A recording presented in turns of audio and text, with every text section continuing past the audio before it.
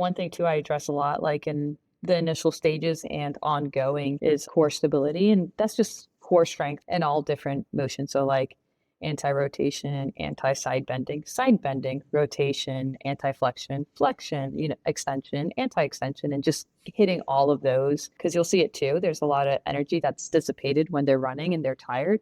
You see like a lot of waddling in the core and the trunk. You'll see some people who are swimming background and they have very mobile ankles. So it's like, oh, great. Like, mobile ankles, great for swimming. But then people with, yeah, exactly. People with a running background, oh crap, like they have very stiff ankles, which is great. It's good for running, but poor for swimming. So then it's like, where's that balance? And you could pretty much tell right away if someone's coming from a strong background in one discipline, because they have those tendencies. You're like, okay, cool. We're going to undo that a little bit.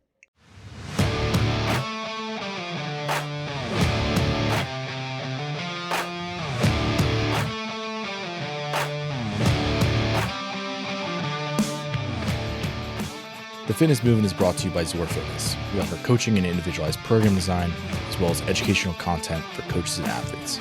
It's all one place, zorfitness.com. All right, today we got Coach Day on, and we're going to talk about training. Shocker. So you work with some triathletes. Mm-hmm. How serious are these individuals, Day? So work with a few people there's obviously the NCAA sport that we have here at the U of A. So I work with that team, and then some people on the side that are not through the U of A, just because we don't have a men's triathlon team. So in other words, you have clients that you work with individual on a one-on-one basis through Zor, Correct. And then you have people who, like, you work with the entire triathlon team, like a group of individuals at the university. Correct. Yeah. So the team at the university, and then individual through Zor.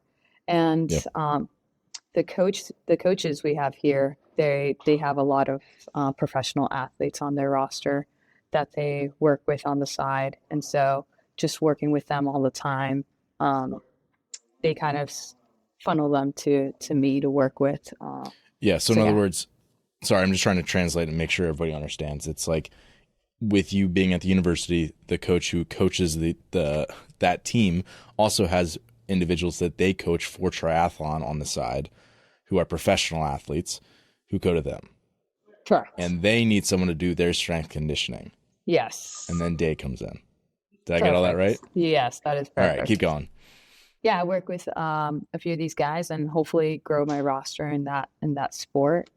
It is a sport that I really like working with. So really get my foot in the door with that. And over the past 2 years of working with the NCAA team here, that the head coach, he's been in the field for a long time. So he has a lot of connections and all that. So over the 2 years, he's brought in some people he's worked with before that are strength coaches for triathletes, and they work with like the Ironman champions, like world champs and all that. And there's two guys, and one of them's Matt Pendola, another one's Bobby McGee. Bobby McGee's more of like a run coach, really good with like the biomechanics and everything. And Matt Pendola, he's like more of a strength coach, and he has a very extensive background with working with a lot of athletes from different sports, but has really dedicated himself to the triathlon sport. So over the course of 2 years, they would come visit the U of A every so often and all that. And they've kind of like mentored me through the sport and kind of they've put in a lot of time with me.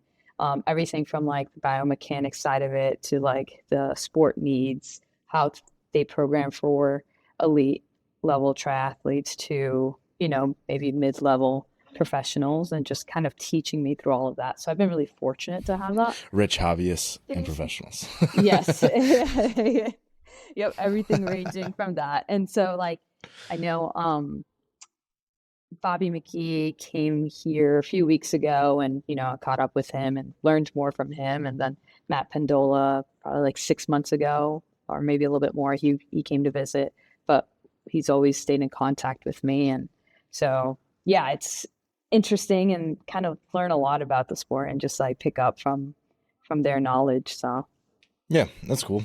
And like two things. Like obviously if they didn't like you, they wouldn't spend the time to bring you up to speed on everything. But then also like it is a benefit for them to have you understand all the intricacies of the program, of what's going on to a certain extent behind the scenes, right? Like it's helpful for you to know what's coming up in their training. It's helpful for you to know what kind of volume they're handling, how recovered they are, like some of those things that like obviously like as someone in a capacity sport, you have to have your thumb on like your pulse, like of that stuff all the time. Yeah, because you're just trying to push the dials down as far as you can. So it's important for you to know all that stuff. Yeah, I think it's like you start realizing like how much they're doing and how much load and all that stuff. Similar, same thing with CrossFit. It's like you can't train traditionally like traditional powerlifting stuff because there's a million other things going on and there's going to be some type of interference effect and you got to be mindful of that. And then with the sport, so you kind of start realizing that and thinking about that a little bit more. And I know like Matt Pendola mentioned something to me because he's very much of the mindset of minimal effective dose, which I like that mindset when working with athletes. And one thing he mentioned to me is like, until you've run X amount of miles a week and you're like a true endurance athlete, you won't know how strength feels, like strength training. Like you don't know how tired they are when they come in and what they're able to do in the weight room and all that. So you gotta kind of like some of the, not saying that athletes tend to be the best coaches because that's been proven false multiple times, but people who understand the demands. Yeah, you need to have an understanding of what they're going through. So if you are obviously an athlete in whatever sport that is, that will translate. But also if you were just like an athlete, that'll translate. Like if you're someone who's spent a lot of time trying to do the best you possibly can at something, you're going to speak the language of an athlete, even if it's not the same sport. But certainly it helps if you got some experience running and biking and swimming. Yeah, exactly. So I hate swimming and I don't like biking. So I decided that, hey, I'll start running. So that's why I've started running over the past year more, is to kind of understand it a little bit more because I really do like working with triathletes. So I was like, let me understand this a little bit more and kind of see how it feels. And it's kind of changed my mind a little bit on things. But yeah, I won't start swimming or biking. So I'll just keep it exclusive. Biking's great, Dave, because I love cycling because it's like running, but it doesn't hurt as bad. And you get to go a lot faster and a lot further. So you get to see more. It's like, you get to actually cover some ground. I know, especially like in Tucson, it's like made for cyclists. Like that's why the Tour de Tucson's a thing. Like people come here to cycle. The thing with me is like I'm the clumsiest person and I know you'd probably crash.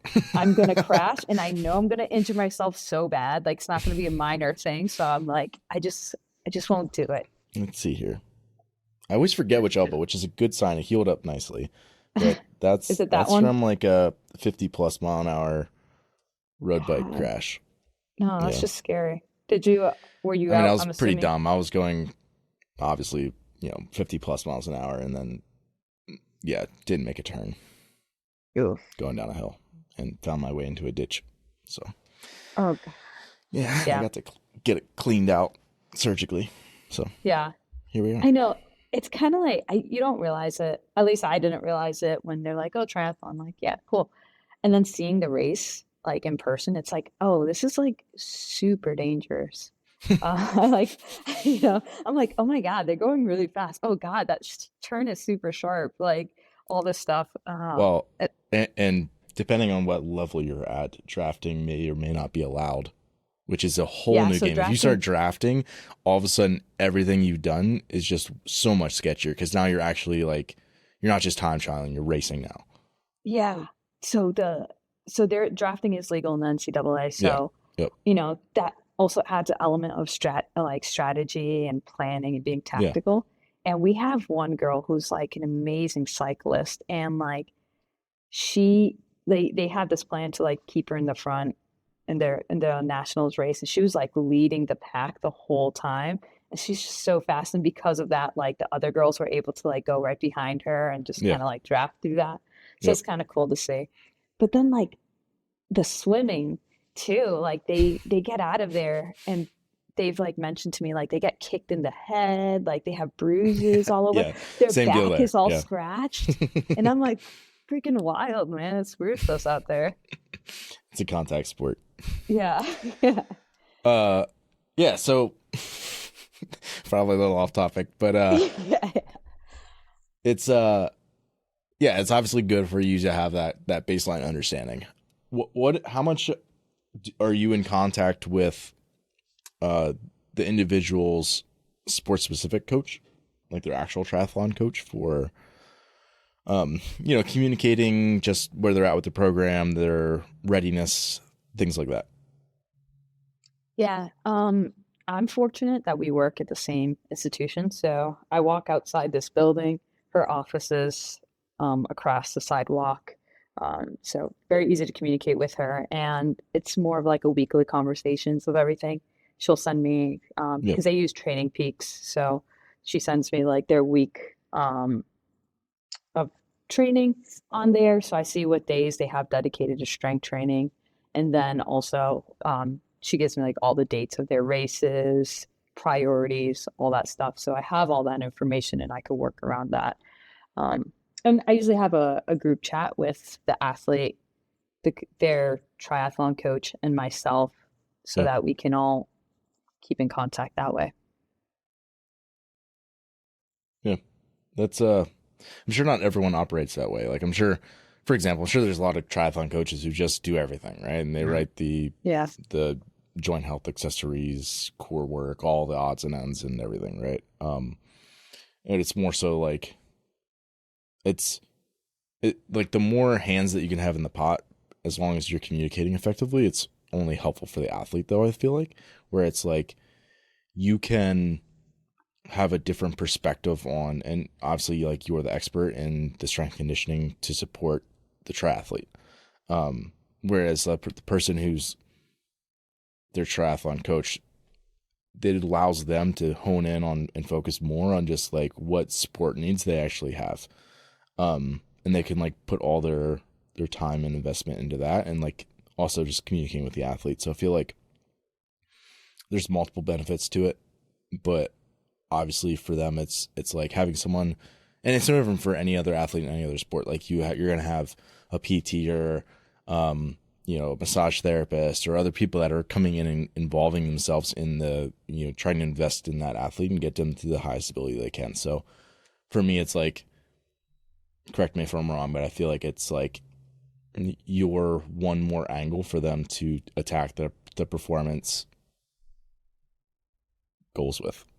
Yeah, yeah, for sure. And I think the fortunate part of the situations that I am now with those athletes that work with her is that I we've built trust with each other over the past 2 years with the NCAA team. So she knows that I invest a lot of time in this, that I've learned a lot about the sport, and yeah, so she knows my methods and my philosophies, and so it works really well.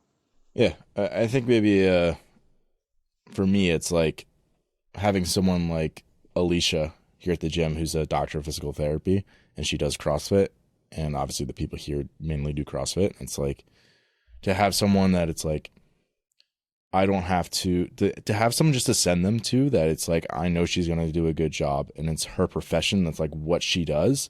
It's like that's going to be the best thing for them. And just like it takes some of the pressure off me to and it's also what's best for them. It's like I trust her to send people to her, and that she's going to do a good job, and to get them back in here as soon as possible, or to like work with me and like figure out what modifications they can do and things like that. If I have athletes, she's also done that for them. So like things like that are like invaluable for me, and it allows me to have such a better peace of mind as like their primary coach. Mm-hmm. Yeah, I agree. That's extremely important. And I know it's easy like at the college and professional level where it's like there's what they call like a high performance unit. So each sport has a dedicated athletic trainer. They have physical therapists to go to. There's the head coach. There's the strength and conditioning coach. There's the sports scientist. There's the Yeah. dietitian, right? And so it's all these people, and it's just like, okay, this person needs this. I know who to send them to, and I trust that person. Right. Yeah. Probably another great parallel. Like people have a coach for their sport, and then they have somebody who they're doing nutrition with. If those people are talking, that's great. Mm-hmm. But certainly, like, yeah, you could have a coach who also does your nutrition, but at a certain point, like, you can only be an expert in so many things. So, Yeah. another great parallel. Um, Again, this is probably going to be a depends scenario, but maybe we could just kind of walk through a, a typical week of what maybe would be some of the key elements for a triathlete and their strength conditioning. Mm-hmm. So again, outside of what they're doing on swim, bike, run, what things are typically going outside of that? Yeah. In the strength side of things, from what I've seen and from my experience, most of the triathletes I've started working with, they don't have uh, any strength experience. So start off super basic. I'm not going to overcomplicate it. So I'm having them squat. I'm having them do some type of hinging movement. I'm having them do some type of upper body push, upper body pull, those basic things. Because really I do an initial test with all of them just to see where their relative body strength is at and just looking at some mobility, full body mobility. And I'll add accessory movements to kind of complement that and address those issues that I see from the initial testing. But most of them are starting off with very similar programs, very similar weeks for the first 4 to 8 weeks, depending on, their schedule and all that. But really it's doing those basic movements and basic movement patterns, because that's going to fix a lot of the issues that we see with them. And Yeah. once we go from there, then we get a little bit more specific. Yeah. Makes sense. I mean, again, as someone who's like more of a practitioner, if you're in it every day, you see more the nuanced differences between athletes. But from an outsider who maybe like that's not your thing, you don't see that necessarily. So for example, like if someone isn't familiar with triathlon and they're looking in the sport from the outside, it's like, yeah, why wouldn't they all have relatively the same needs? Like they're all doing the same thing. They're all doing the same type of training, right?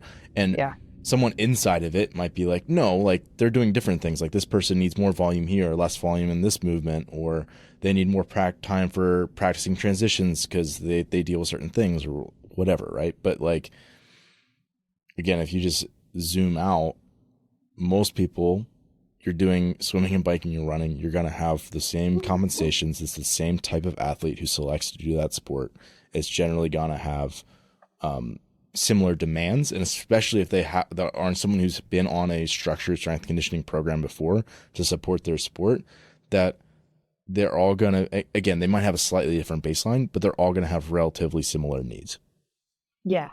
Yeah, for sure. And then you'll get some triathletes where they'll have a strong swimming background and then they transition to Right. triathlon, or Yep. strong running background and then transition to triathlon. And we see the opposite things, right? So those who have a strong swimming background, their upper body's more developed. So we're going to work a lot more for running demands, and vice versa. Someone who Yeah. has a running background, oh wow, their upper body's pretty underdeveloped. There's a lot of low-hanging fruit there. We're going to work more upper body demands. So it really depends what model you're working with. Mm. What are some of the big angles you try to attack on like just like, say in that introductory cycle? What are some of the things that you would commonly see with a triathlete that it's like, these are things that we either need to address or continue to develop, besides what you said, like basic movement patterns, building some fundamental strength of like hinge, squat, press, pull, outside of that stuff? Yeah. One thing that I look at is hip internal and external rotation and pelvic control. So that's one thing that I find another low-hanging fruit. So I address that a lot in the strength program, adding a lot of What do you accessory. typically see? I think it's one reason is like Q angles, for example. So like you'll see like the Q angle on like their knees like kind of inward, right? Or if you're doing like a typical seated like hip internal external rotation test, you'll see that their mobility is not there. So if you Just happen across to, the board, is there one gender that's more biased towards that? I would say that's, I've seen it pretty evenly Yeah. split. Yeah. Yeah. And so like I'll do things that address that in the mobility sense and then in this, strengthening sense. I do think doing the basic movement patterns will help that Yeah. initially. Will address a lot of those issues, but then we also do a lot of things too to work in different planes of motion, right? The whole sport is so sagittal, one way, front, back. So doing a lot of lateral work on that to just get them in moving in those planes kind of that's I think is one of the biggest things I'll do. So you'll see a lot of lateral stuff from me. Hmm. Um, I've gone to a few bike fits for Okay. the Cool. NCAA team, Yeah. and Oh it's man, I'd love crazy. to sit on one of those. Yeah, it's crazy. Like they'll review like one athlete, and it takes like 3 hours. Yeah. Like Yep. the in depth, like they're so in depth, and like half the stuff's going over my head. I recorded one of them so I could take notes after and all this stuff, and I have notes like for all the athletes there. Yeah, it's like its own profession. Who what? Yeah, so it's super cool stuff, and you learn a lot from that too. And like, but one of the things I saw a lot during the test is like almost across the board, and this is with all female college athletes, is yeah, it has to do with the hips. And one of their prescriptions is, hey, you're going to need to add in a lot more lateral work because you see either some type of imbalance or mobility issue. So like it was across the board, like And all that's happening where like in their pedal stroke, like you're seeing a deviation basically in like, valgus or something along those lines.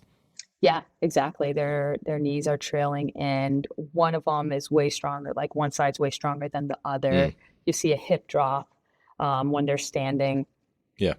So you'll see all that stuff, and you'll see it too, like with the Q angles of when they're standing. You kind of see that knee drop in. So, um, yeah, it's interesting, and it's crazy how common it is. And then once you see it in a few athletes, you start noting it a lot, right? You're like, oh, okay, that's there. I see it on this person. And you see it when they're running too, like Yep.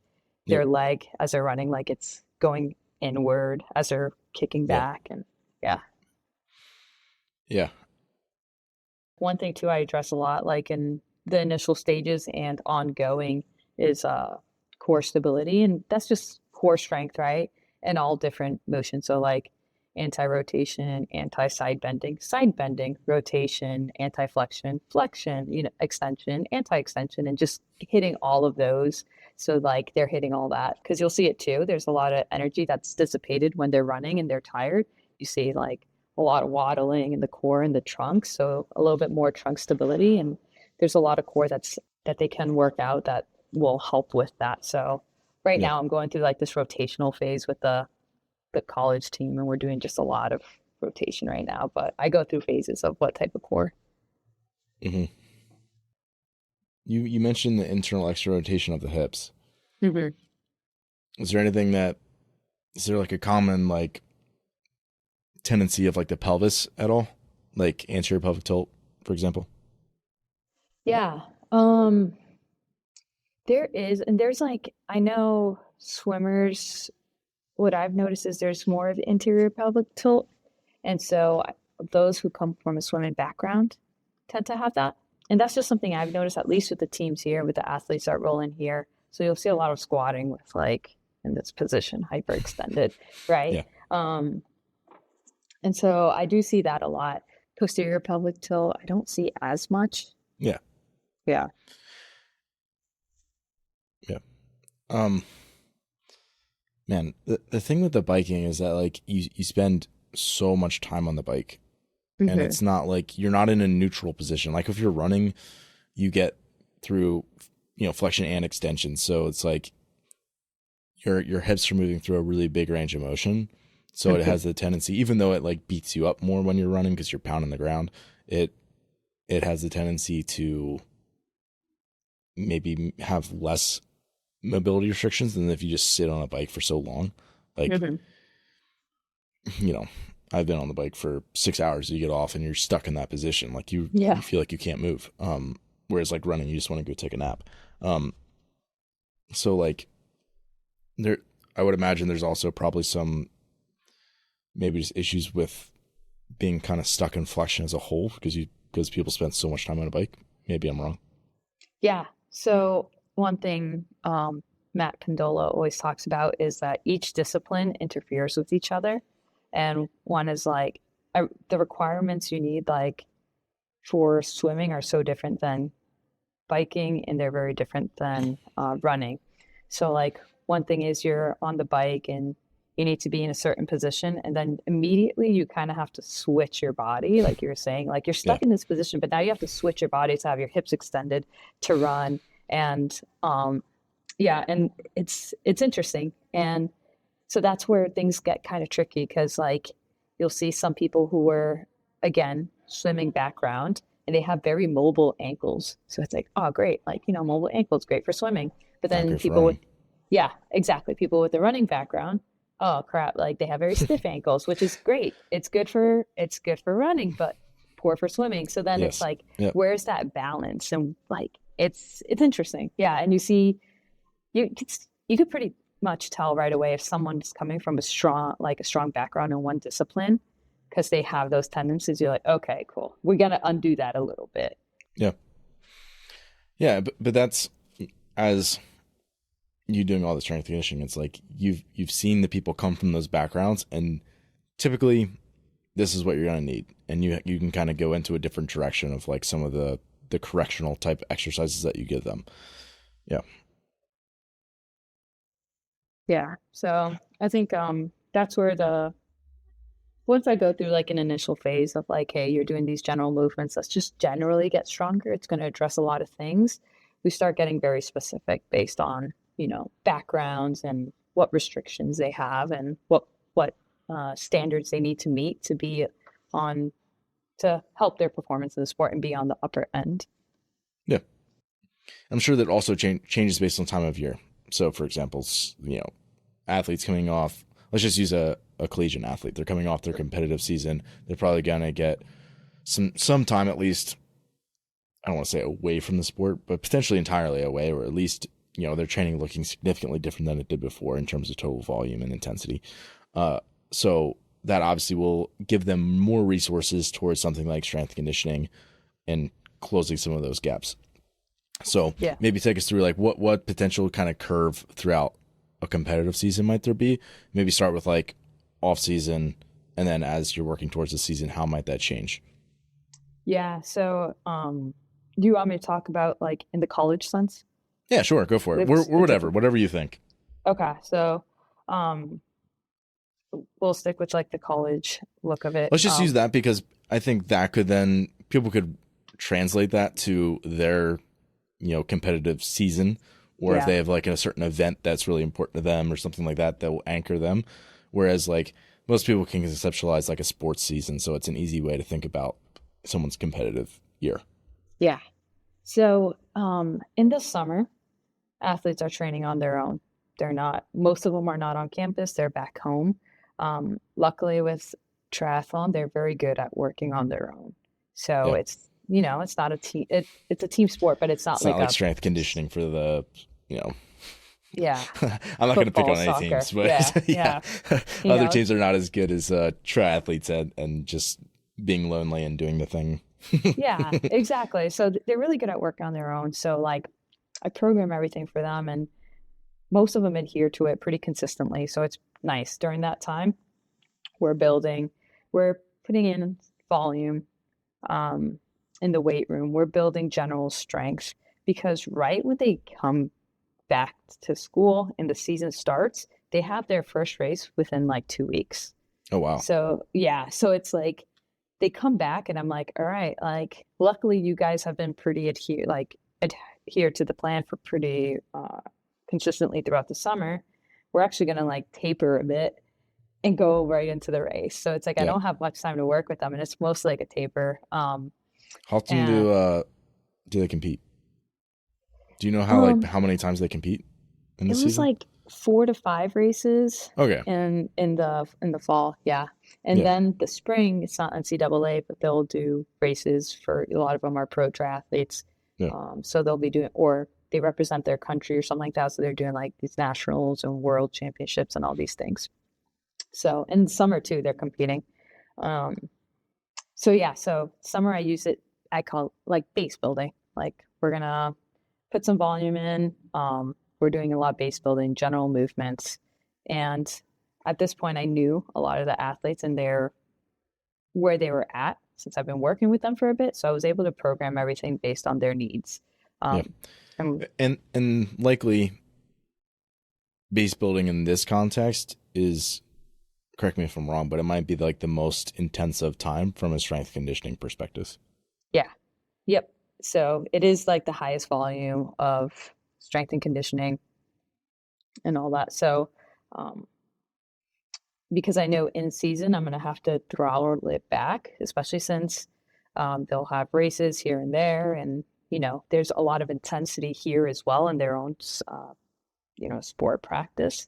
So it's like, okay, every lift I try to do like one higher load, more intense lower body, more intense upper body, and then like accessory. I keep the lifts like it should, like if we were efficient with time in the fall or anytime I'm working with them, it should take like 30 minutes, but they're a very talkative group. And I also like fall into like conversations. And so we use Days only hour. talk if it's about exercise. Yeah, they're literally the funniest group. So like yesterday's lift should have been like 20 minutes and we ended up spending, I think 45. Yeah. So it is what it is. So, it's basically one heavy lower, one heavy upper accessory. Essentially, that's how I'm looking at it. And we do that 3 times a week, even in season. And throughout in season, like I'm talking with them a lot. I sometimes go to their practices or see them around. So I get a feel when they feel tired and stuff. And I also communicate a lot with the athletic trainer. So we're in contact with the athletes a lot. So it's like I get to see like when they feel pretty run down. It's like, okay, that third day was supposed to be this lift. We'll do maybe 2 or 3 of these exercises. The rest of it, we're going to do something else that kind of will help, or maybe just get them out of the weight room and, let them sleep for an extra 30 minutes or whatever, So a lot of things are kind of audibles based on how I see people feeling. And then towards the end of the season, as long as they're making 2 good lifts a week, I'm happy. And the third, I usually make it like optional. So I'll send out a message like, hey, I'll be in the weight room. Like our time is scheduled for this. If you feel like absolute trash, stay home. Don't waste time biking here, spending an hour, then biking back. Like just use that time for yourself. You also got school, take care of it. Like you're fine. So that's usually how I, program that season, in season time. They go home.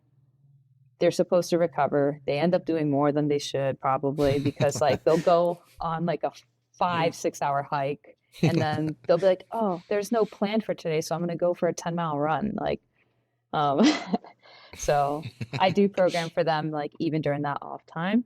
And a lot of the lifts are optional. And they do most of it. So that's pretty nice. They adhere pretty well. And that is kind of like I call it like a reconstitution phase.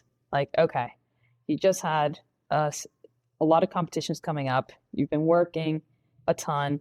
Let's kind of build back into kind of like that summer phase where we're adding some more volume because this is the time reconstitution. To do it. I like that. Yeah. I've said like base building before. I didn't like it. I was like, I don't know what to call this. But yeah, I mean, if you've been competing a while, you've probably had to pull back on some of the foundational things that are necessary to support your high level performance. And if you neglect that for too long, you're going to pay the price eventually in some way. So it's like you have to reintroduce that at some point, even if like you can only afford to do this over a couple weeks during this time of year because it's back into competition mode. It's like, make sure you take the time to set yourself up well with a good foundation that's going to support your performance as you head into the spring.